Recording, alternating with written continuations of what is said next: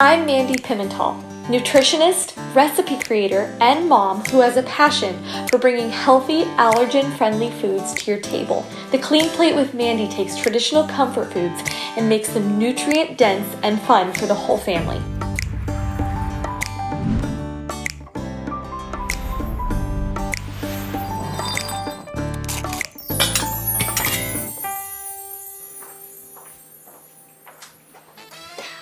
And welcome to the Clean Plate with Mandi. Today is our Italian episode, and I'm so excited. We have two amazing dishes for you today. One is an entree. We're going to be doing a white bean rustic lasagna that is dairy-free, gluten-free, and absolutely delicious. And then we're going to be making a allergen-friendly tiramisu that is just moist and delicious and perfect, and something that I've been trying to master for 10 years, and I'm just so excited for you guys to try it. So today we are going to get started with our rustic lasagna. So I'm going to tell you guys what you're going to need for that. You're going to need a pound of sweet Italian sausage. You're going to need 2 cans of cannellini beans, white beans. You'll need 6 gluten-free lasagna shells. You'll need a few sprigs of a fresh oregano, or you can use dried oregano. 1 cup of basil, 1 cup of spinach, a 1/4 cup of vegan mozzarella cheese, and sea salt to taste. You'll also need about 32 ounces of pasta sauce. Now you can go with a jarred sauce to make this easier. I do have one that I made homemade that's a super easy 10-minute pasta sauce that I'm going to give you guys the recipe for as I'm prepping. So the first thing we are going to do is we are going to prep our sausage. So you want to get your sausage out of the casing.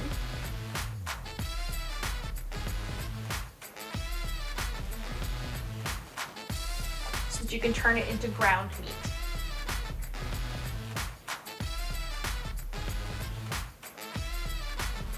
Super simple and easy to do. Just score it with a knife right down the center and then take it right out. Then you're going to take it over to your pan, which I have a saucepan heating right over here. A little bit. Okay. So once you have your meat in there, you'll just want to get it browning. You just have it on a low medium. And that sweet Italian sausage already smells so good. Okay. And then we have our pasta sauce warming too. Like I said, you'll need about 32 ounces of sauce. So how I made this, it's my simple, just quick 10-minute sauce.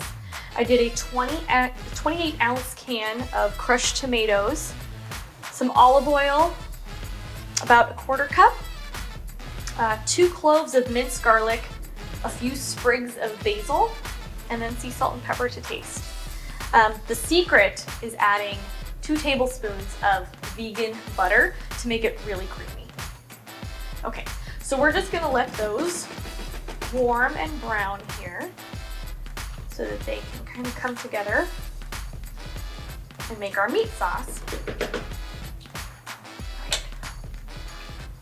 So while that's cooking, I'm gonna show you guys how we're gonna chop our basil and spinach. We're making our layers. So with just a chopping knife, you just want to chop these up. Not too fine. You do want some of the hardiness of the leaves still in there, but small enough to where you're not eating full leaves.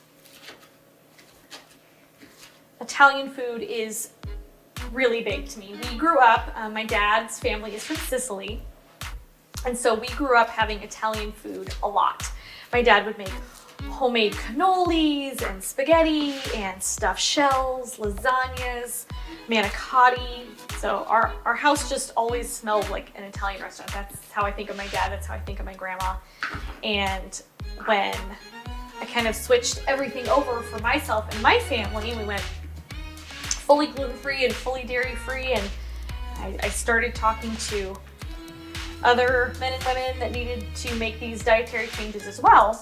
It was a big passion of mine to be able to perfect the Italian family meal without all of the allergens and added preservatives and other things that you find in traditional Italian dishes. So, okay, those are chopped pretty good. So for the time being, after you do that, you can just put them back in their little bowls. They're going to be ready for layering. All right, so you can set that aside. Now this next part is where my secret ingredient comes in. So traditionally in a lasagna, you will layer ricotta cheese. And they do make amazing alternatives to ricotta cheese now that are vegan and dairy free. However, I wanted to up the protein and get some more nutrients in our family and especially in our kiddo. So this is a great way if you're into like hiding veggies or hiding protein sources in their meals. These white beans pack a really good protein punch.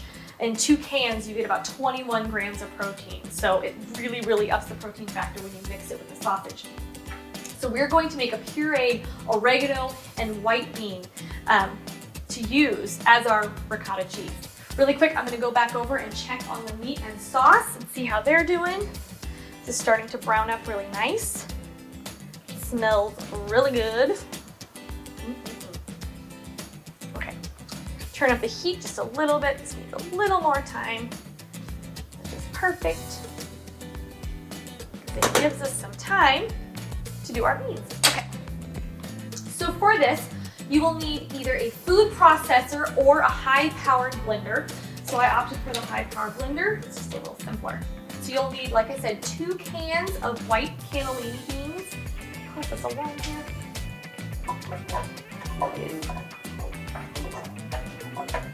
And sometimes you lose some beans, and that's right. All right. We have plenty to go around. When you use 2 full cans, you won't use the entire puree in the lasagna dish. After that, you're going to add fresh oregano, or dried oregano works fine too. We actually grow oregano and basil here in our little garden that we've started. You just pick off all the little leaves. And with all the steps, I find this recipe really therapeutic. I love getting in the kitchen and doing this, pouring a nice glass of wine and just going through the motions. Cooking is therapy for me. There we go.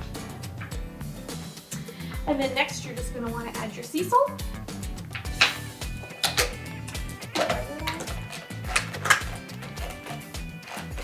And you'll blend it at about a medium power.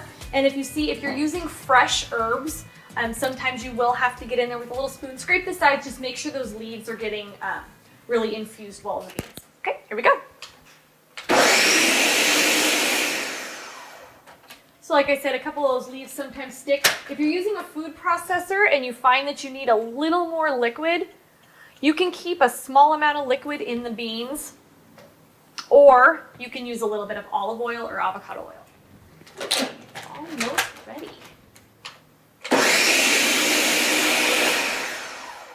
Okay, so that's ready. We have all of our items prepped. So we're gonna put it together next as soon as our meat is done browning, and I will show you guys how to layer the lasagna.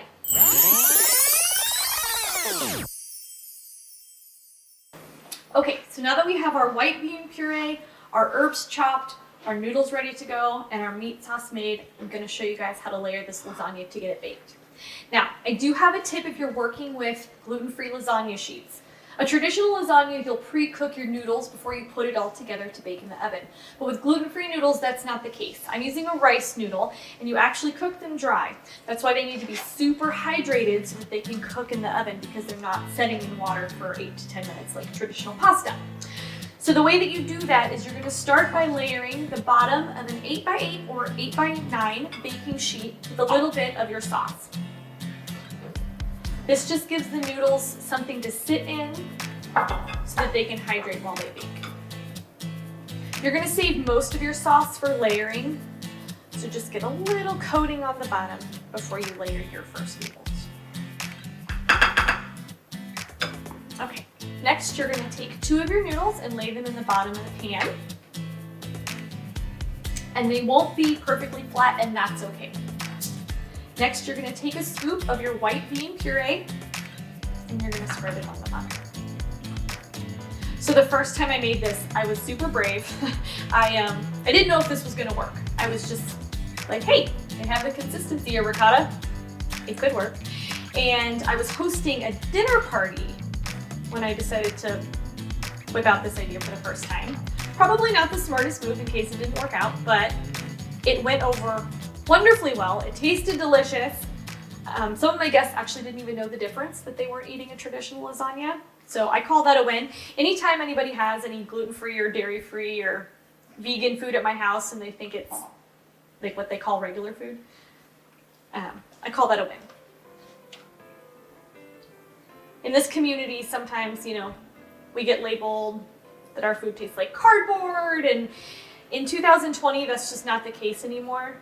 There are so many products that have come along that are so much healthier for us, but still have rich taste and great flavor. So that's what I'm all about here. Okay, so once you get your first layer of the white beans on, you're then gonna do a layer of your meat sauce. And make sure to get some of the big chunks of meat, so it makes it really good. Now, if you're completely vegan, a good option for this would be some chunky mushrooms or eggplant or even tofu. Tofu would add that extra protein punch. So once you get that layered, then you're just gonna do half of your basil and half of your spinach. When I first started making this recipe, I used to use just spinach. But when I added the basil in, after making it a few times, it just added that extra sweetness that I feel it needed. Okay. That is layer one. Next, you put on the next noodles and you do it all over again. So that's why this recipe is like therapy in the kitchen. Pour a glass of wine, put on some good music, and create your lasagna. So this is the last layer that you'll be using your puree. So feel free to get as generous as you want. Remember, you want to fully cover your noodles, and not only the beans, but the sauce too, because it's what's going to hydrate those noodles to get them to cook really well. Meat sauce. And like I said, be generous with it. You want to take it all the way up to the top of the pan. Okay. And the rest of your basil and spinach. And then your last two noodles. Now, it is crucial for these noodles to be completely covered in sauce. I feel like I've said that a lot, but it's really important that you hydrate these noodles because they are dry when you put them in the bake. Oh guys, it smells so good. And you can serve this with a side salad. You could do a gluten-free crusty bread. We will sprinkle the vegan mozzarella on top once it's almost completely baked, or you can even do it after it comes out of the oven when it's still bubbling hot. You don't want to bake it with the cheese on there the entire time. Vegan cheese doesn't tend to bake so well at such a long baking time. You just want it to melt on the top afterwards. So it is ready for the oven. So what we're going to do is cover it with foil so that it can bake all together. And just seal it really good so you don't get any leaks in your oven, because that sauce is going to want to boil in there. So we'll put this one in, and I have one done and warming that I can show you in just a second. So you'll put it in at 350 for about 40 minutes.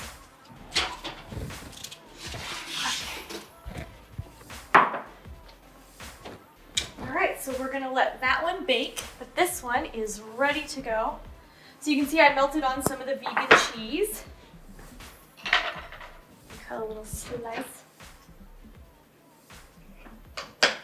So this lasagna will typically feed a party of 8.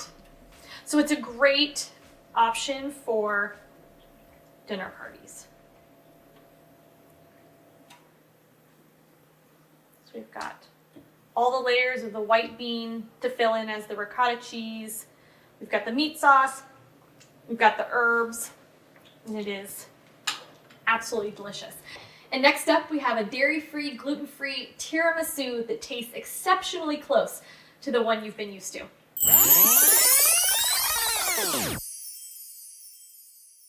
Okay, now it's time for dessert. We have a dairy-free, gluten-free tiramisu that is absolutely delicious. Like, you guys have to make this. It's so good. Okay, so I'm going to show you all the things that we need to make it, and then we're going to get to work. All right, so you will need 8 gluten-free ladyfingers. You will need 3 egg whites, 5 tablespoons of coconut sugar divided into 3 tablespoons and 2 tablespoons, pinch of sea salt, pinch of cream of tartar, 2 cups of espresso, as well as 2 tablespoons of espresso, 3 egg yolks, half a teaspoon of vanilla, some organic cocoa powder for dusting, and 1 can of chilled and separated coconut cream. So a tip on this, you can find the cans of coconut cream or coconut milk in your local grocery store. Just make sure you chill it the day before you're gonna make your recipe so that the top has time to solidify. And you can just scoop it off the top, add a little bit of the liquid, and then it's ready to go for your tiramisu.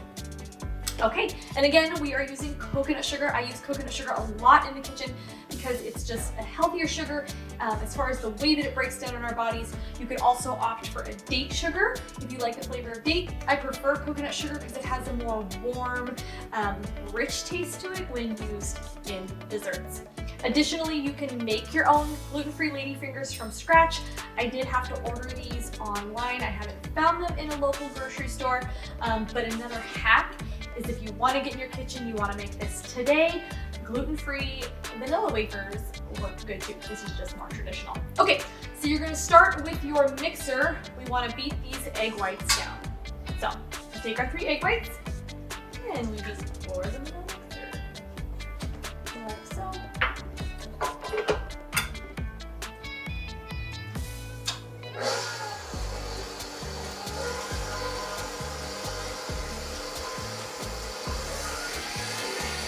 You're going to bring those up to a medium to high speed, and it'll take about 5 or 6 minutes to get those stiff white peaks. Okay, now that we have whipped our egg whites into soft peaks, we're going to go on with making the rest of our tiramisu filling. So you'll need a medium-sized bowl. You're going to add in your 3 egg yolks. And you can always use a little rubber spatula just to help you get all of your ingredients into your bowl. You're going to add 3 tablespoons of your coconut sugar.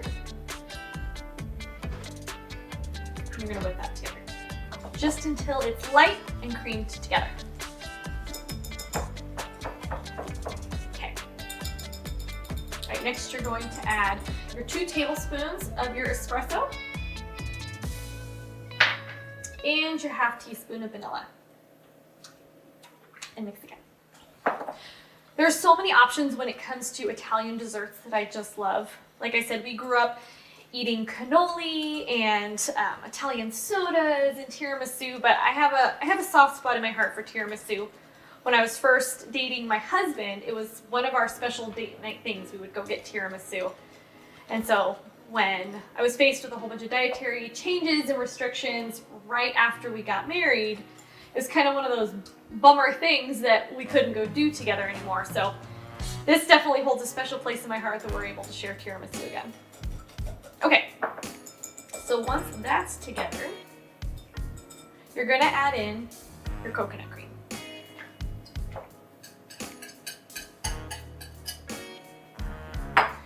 You'll just like slowly start to cream it together a little bit. This is where your mixer is gonna come in handy, but just to break it up just a little bit, so it's not one big lump when you put it in there. You'll add your cream of tartar, your salt, and the rest of that sugar. Okay. Then you're going to add this in to the egg white mixture. Okay. To make it a little easier, you can remove your wire whisk attachment. and then you're gonna pour it in.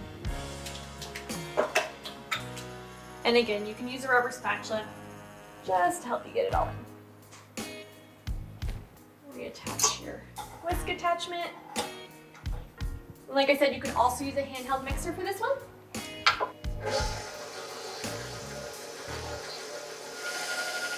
And you'll beat this until well blended together, again, about 5 to 7 minutes on medium to high. You want to make sure that that coconut cream gets real smooth and that you don't have any lumps. Now that our filling is complete, we can assemble our tiramisu. You go ahead and just remove your whisk attachment.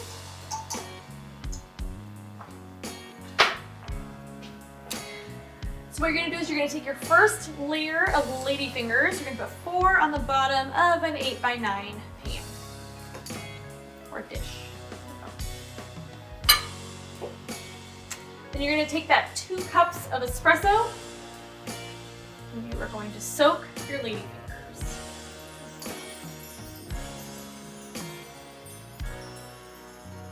And to help you with this too, to make sure that you saturate them completely, you can use a little brush. So I usually like to spoon it on and then brush on any little parts that I missed. So since there's no baking involved, this is a pretty simple recipe to whip together, and it's a nice recipe to present for dinner parties. Like I said, it's absolutely delicious, and even though it's quite simple to make, the only thing you have to think about is the chilling time. You will need to chill your tiramisu for 12 to 24 hours for it to set and be ready. So if you have an event or something that you're making this for, or even just for dinner, you'll want to make it the day before. Okay, so those are ready for the first layer of our batter, or our filling. Here we go. I'm all about spooning generously, if you haven't picked that up yet. And when you're using clean, healthy ingredients, it's easier to not feel guilty. So there's your first layer. Basically, you just want to cover and coat those ladyfingers. All right, we did our first layer, so then you're just going to repeat. Add 4 more of your gluten-free ladyfingers. Just the espresso again. Just making sure to saturate those cookies so they get nice and soft when you chill it. Because it's that texture, it's biting into those soft layers that makes tiramisu so good. And I love that the entrees that we cook at home, they're always so packed full of nutrients and veggies that when paired with a sweeter, more rich dessert, it gives a nice balance. Even though as a nutritionist and as someone who likes to eat clean, allergen-friendly ingredients, I don't believe in depriving ourselves or our families or our friends. Everything in moderation. Okay, so now we just add on that top layer. And there you have it. Super simple. So now you'll just cover and put it in the fridge for 12 to 24 hours. Once it's complete, you will get it out and sprinkle with a dusting of cocoa powder. I actually have one done, so I can show you guys and we can dust it. So I chilled mine for about 16 hours. So you just take about 2 tablespoons of the cocoa powder, just to give it that more traditional restaurant tiramisu feel. You can sift it on as well. I like to be able to have control over how much I'm putting on, but it just gives it that extra little bite of cocoa. It's really nice. So you've got the cocoa and you've got the coffee and the sweetness from the coconut sugar, the warmth and richness. So you can pair this with a nice shot of espresso after an Italian meal, and you're good to go.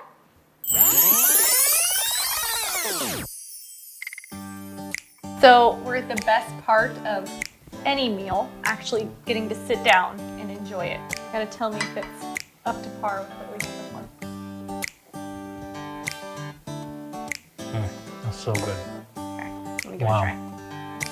Like the fact that it's dairy-free, gluten-free doesn't change the flavor. It's really Whatever you're doing, like stop what you're doing and go make this right now, tonight. It's amazing. Thank you guys so much for tuning in to The Clean Plate with Mandy. We'll see you next time.